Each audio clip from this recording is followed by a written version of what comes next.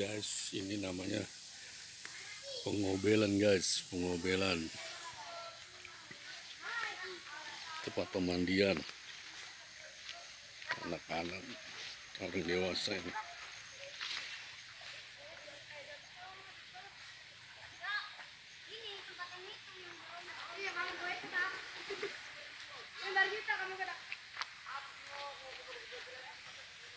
Tuh guys, tempatnya lokasinya. Kalau musim hujan airnya banyak ini, banyak yang mandi.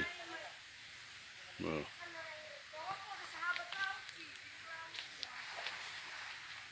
karena belum musim hujan, nggak ada airnya.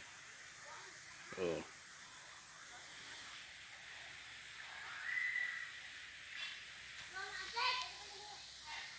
kita kembali ke atas lagi.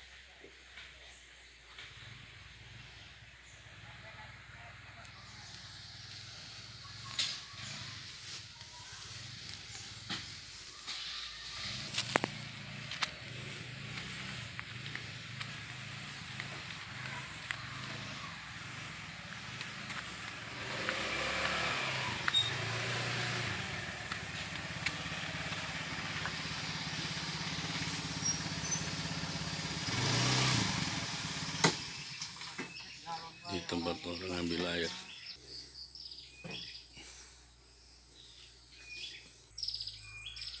Di jalan ke Ciporong, di jalan ke arah Merak menuju Pelabuhan Merak.